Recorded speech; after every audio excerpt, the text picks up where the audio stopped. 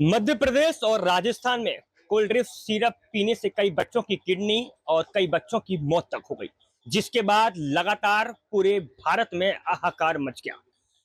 उत्तर प्रदेश सरकार भी इस मामले के बाद सख्त रवैया अपनाई हुई है। उत्तर प्रदेश में सभी दवा और ड्रग्स विभाग को ये सख्त निर्देश दे दिए हैं कि किसी भी तरह से कोल्ड ड्रिंक सिरप जो है वो बाजारों में अब ना मिले। इसको लेकर बैन कर दिया गया है और सभी ड्रग्स विभाग को अलर्ट कर दिया गया है।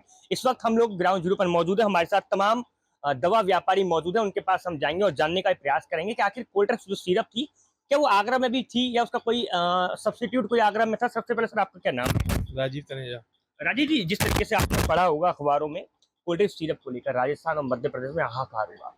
उत्तर प्रदेश की अगर आगरा की बात कर ली जाए, आप लंबे समय से दवा का व्यापार कर रहे हैं, क्या इस तरीके की सिरप कोई आगरा में है?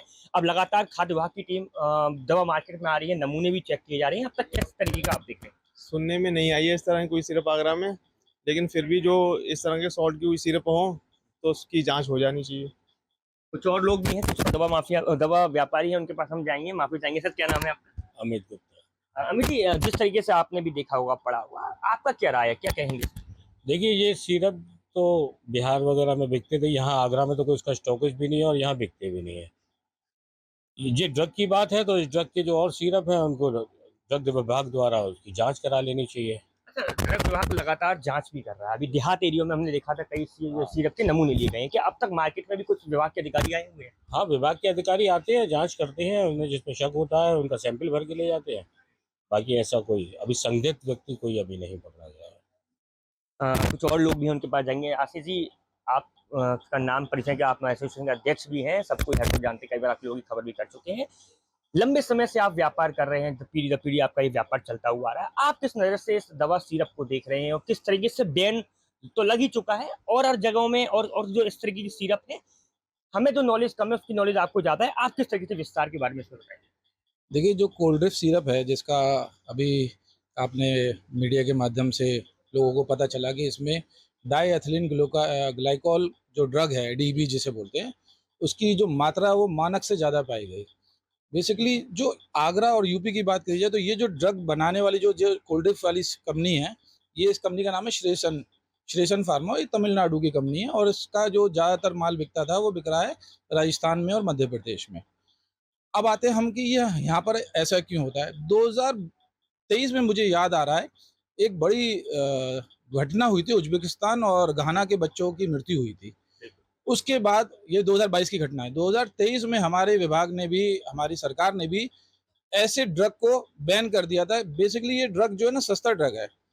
खांसी की सिरप में प्रोपिलीन होना चाहिए, ग्लाइकोसिरीन होना चाहिए। प्रोपिलीन और ग्लाइकोसिरीन जो है ना, वो महंगा ड्रग है। तो जो सस्ता माल बनाते हैं, इन सब चीज़ों को अवॉइड करते हैं और ये सस्ता ड्रग कर देते हैं। ये जो बेसिकली ड्रग है, ये पेंट में आपने देखा होगा, जगह जगह पेंट का काम हो रहा है, गंध के लिए। ये सॉल्वेंट का काम करता है। ये अगर सिरप में डाल दे तो मिठास का काम करता है। तो उस सस्ता करने के चक्कर में इस दवा की गुणवत्ता के साथ और लोगों की जान के साथ खेला जा रहा है।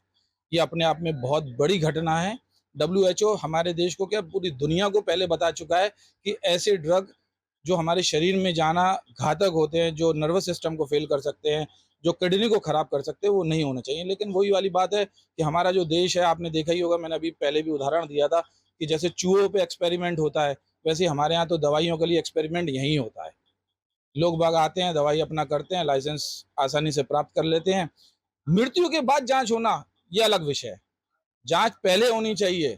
पास तब होना चाहिए जब मैं सब चार्ज कर लूँ। आज कैसे सरकार कह रही है कि 48% इसमें निकला है, 0.1% होना चाहिए इसमें डीईबी, और निकल रहा है 48%। मरने के बाद आप जांच कर रहे हो। हर सिरप की जांच होनी चाहिए जिसमें डीईबी हो। अच्छा आशीष जी, इसमें एक सवाल और ही खड़ा होता है, जैसे भी भाई साहब ने बताया कि इसकी जो और सॉल्ट है, क्या वो आगरा में है? देखिए, डीईबी जो है ना, बहुत सारी कंपनियां, मैंने बताया ना कि जो भी सस्ते के चक्कर में आएगा वो करे। बड़ी कंपनियां इसमें कंप्रोमाइज नहीं करती हैं। मैं पहले भी अपनी हर बाइट में बोल चुका हूँ, ब्रांडेड कंपनियां इसके मानकों को पूरा करती हैं। लेकिन जो ये छोटी कंपनियां हैं, जो चंद मुनाफा खोर जो हैं, अपने प्रॉफिट के लिए लोगों की जान से खेलते हैं, ये सब उन्हीं का करा धरा है। विभाग को हर सिरप, हर दवाई का लाइसेंस देने से पहले ये प्रक्रिया करनी चाहिए। ये बाद में प्रक्रिया करके खाना पूर्ति करने का काम कर रहा है, तो विभाग की लापरवाही कहूंगा मैं तो। बिल्कुल, आगरा के जो दवा व्यापारी हैं, उनका साफ तौर पर यही कहना है कि जो जांच अब चल रही है, वो जांच दवा बनती है, कोई सिरप बनती है, वो पहले ही हो जानी चाहिए। अपने साथी कैमरामैन के साथ आदित्य मुदगल, न्यूज 18 डिजिटल, आगरा। केंद्रीय स्वास्थ्य एवं परिवार कल्याण मंत्रालय की ओर से जारी एक महत्वपूर्ण एडवाइजरी के तुरंत बाद छत्तीसगढ़ स्वास्थ्य विभाग ने राज्य में एक बड़ा और महत्वपूर्ण कदम उठाते हुए 2 वर्ष से कम आयु के बच्चों को किसी प्रकार की खांसी की सिरप या सर्दी जुकाम की दवा देने पर पूर्णतः प्रतिबंध लगा दिया है। यह गंभीर निर्णय शिशुओं को इन दवाओं से होने वाले संभावित गंभीर दुष्प्रभावों से उद्देश्य बचाने के लिए किया गया है। इस प्रतिबंध के बाद माता पिता के सामने यह सवाल खड़ा हो गया है कि जब उनके बच्चों को घर में सर्दी जुकाम या खांसी हो तो क्या उपाय करें। इस विषय को लेकर लोकल 18 ने कोरबा के प्रतिष्ठित नाड़ी वैद्य आयुर्वेदाचार्य शिवनारायण शर्मा से खास बातचीत की। बातचीत में नाड़ी वैद्य आयुर्वेदाचार्य ने जोर देते हुए बताया कि इन परिस्थिति में आयुर्वेद को प्राथमिकता और सुरक्षित उपचार के तौर पर लोगों को अपनाना चाहिए। मैं नाड़ी वैद्य पंडित शिव कुमार शर्मा, शिव औषधालय कोरबा। आयुर्वेद के हिसाब से बच्चों को खांसी होने पर घर में क्या क्या उपयोग किया जाए, किस तरह से स्वस्थ किया जाए? आयुर्वेद होने पर जैसे मुलेठी का चूर्ण भी दे सकते हैं थोड़ा मात्रा में चूसने के लिए। आप तुलसी है उसका काढ़ा भी दे सकते हैं, डिब्बी पे दे सकते हैं। और बादाम 100 ग्राम बादाम, 20 ग्राम काली मिर्च और 50 ग्राम खांड मतलब मिश्री मिला करके उसका पाउडर बनाकर थोड़ा थोड़ा पाउडर देंगे तो सब सर्दी खांसी से दूर हो जाती है। अदरक और त्रिकटु चूर्ण का पाउडर का मतलब काढ़ा बना के भी दे सकते हैं। त्रिकटु चूर्ण क्या क्या इसमें चीज़ें होती हैं, कैसे बनाए घर पे लोग? इसको आधा चम्मच जैसे चाय बनाते हैं ना वैसे चाय बना करके त्रिकटु चूर्ण आता है और उसको आधा चम्मच जैसे चाय बनाते हैं कप में डाल करके थोड़ा गुड़ या जो भी आप मिश्री डालते हैं